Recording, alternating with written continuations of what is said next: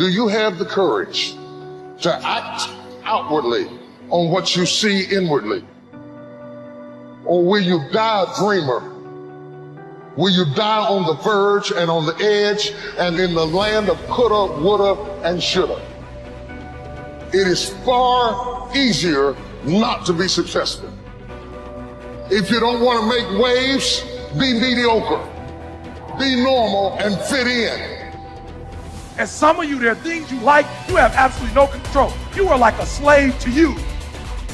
You are a slave to your personality. You are a slave to some of your vices. You are a slave to some of the things you like. You are a slave. You have absolutely no control. And what I'm telling you is the reason why we fast from time to time is not that we have to fast, but at some point you got to fast because you got to tell the flesh who's in control. I'm in control. You're not in control. I know you don't want to wake up. You don't have an option. Get up. And the time is now. The secret of your success is determined by what we do daily. Make every day your masterpiece. So right now, what do you want to change? What's it really like? What do I really want in depth?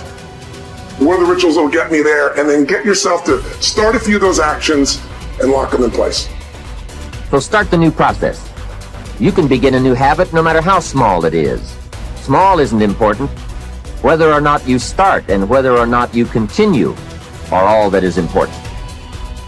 So to have a prosperous life, start a prosperity plan. To become wealthy, start a wealth plan. If you are ill, start a health plan. If you don't have energy, start an energy plan. If you don't feel good, start a feel-good plan. If you're not smart, start a smart plan. If you can't, start a can plan. If you haven't, start a have plan. Recognize that the start of the better life, the happy life, the wealthy life is today. Both the process and the result can begin today. Start the new journey today. If you think of a new idea, today is the day to begin the discipline of putting that idea into action. Set this day up as a long, busy, exciting start for your new life. You have to remember, all success starts with self-discipline. It starts with you. Abraham Lincoln said, discipline is choosing between what you want now and what you want most. You only have two options. Suffer the pain of discipline or suffer the pain of regret. The choice is yours. Get some momentum going on your new commitment to the better life. Start the thrusters going. Prove to yourself that waiting is over, hoping is past, and that faith and action have now taken charge. It's a new day, a new beginning for your new life.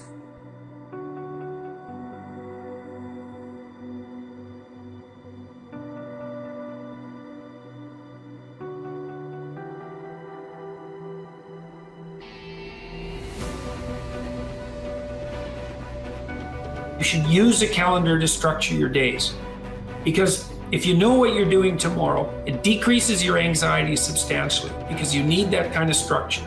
You need a pathway.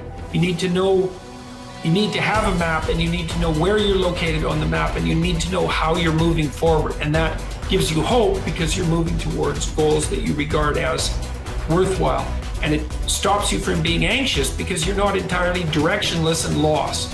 And so learning how to manage your time is useful. And you can start with a calendar. You can start with simple things like you can put in, well, when you're likely to go to bed and when you're likely to get up. And regulating that's useful. That should be relatively ritualistically consistent. And finally, a fifth way of being that is new. For me, it has become a way of life. It's called serenity instead of acquisitions. The more you try to acquire, the more you try to get, the more you try to collect in your life and evaluate yourself on the basis of that, the less serenity you're going to have. More is less. It's almost a secret of the universe. Serenity means inner peace. It means that you can find joy in every moment that you have in your life instead of always looking for it. It means that while you are driving along the countryside, you know, and seeing, instead of saying, oh, I'm on my way to this point, that you can open your eyes and see it with new eyes. See the rolling mountains, see the grass, see the deer, see the sky.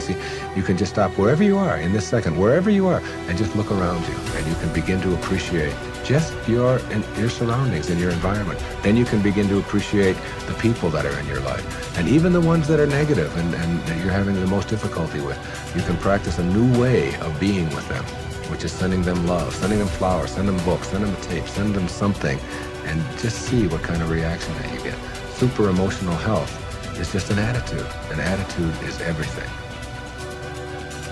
The aims that you have in your life, the ethical aims, and those are the aims that direct your actions, also direct your perceptions, that this is true at a neurophysiological level, and that much of the way that the world manifests itself to you is a consequence of the structure of your ethics. So it's your ethical structure that's instantiated neurophysiologically that serves as an intermediary between the world of phenomena, let's say objective phenomena, and your perception of that.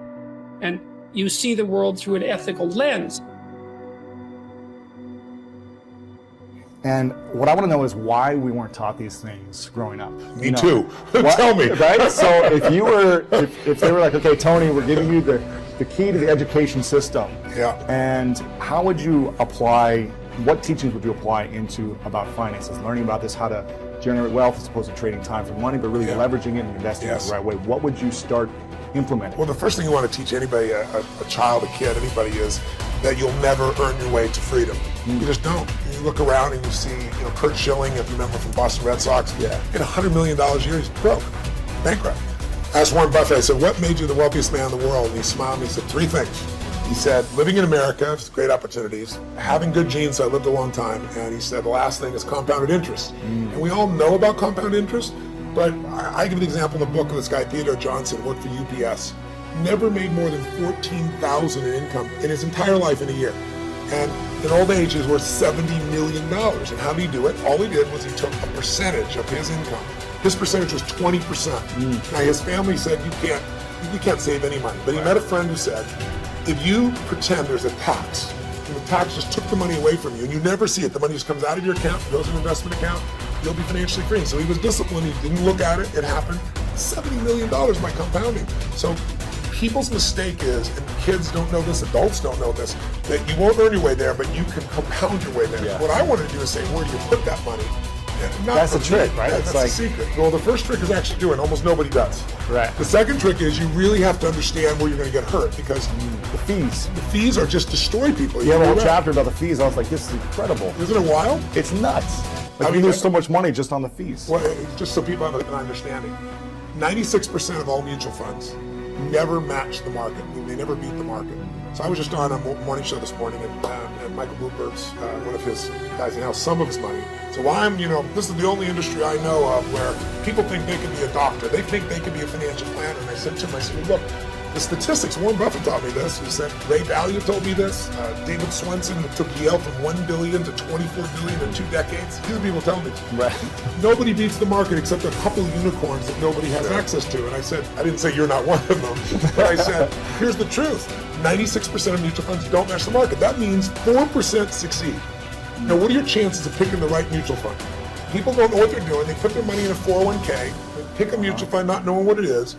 If you play blackjack, and you and I play, and you get 2 face cards, and your inner idiot says, hit me, I want to get 1 chance in a million when you get ace. You have an 8% chance of winning.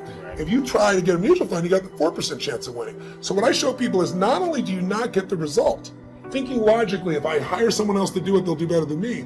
But in addition, you pay around 2,000% more than it's worth, meaning you get the same exact product, the same stocks. If you own the index, right? You own a piece of all of America's best companies, say the Vanguard 500 index, 500 top companies, that costs 0.17%, like less than 0.2% versus the average mutual fund is 3.17. Incredible. So compounded over time. But first, just hear that so you understand. It's like the average car sold in America is a Honda Civic. It's $20,000.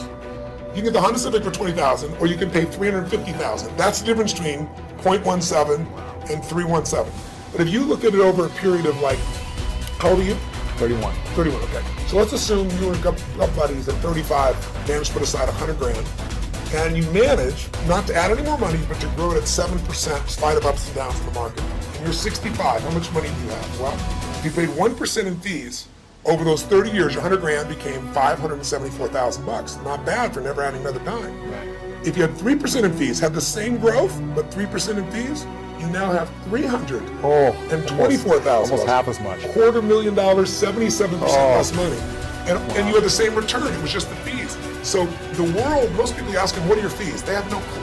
Right. So I've created a site where people can go, they can type it in, you find exactly what your fees are and what you should be paying. And it's highway robbery. Where in the world would you pay $2,000% more for the same exact product? You can only do it because the financial industry makes things so opaque, so convoluted, and people feel overwhelmed. They don't hard know to understand. Very hard to understand. That's why I try to come in here and go, look, time to become the chess player, not the chess piece. Yeah. Let me teach you so you understand what's going on. It's not that complex. They use all these big words, but when you know what's going on, you don't get screwed, and more importantly, you take advantage of the system instead of letting the system take advantage of you.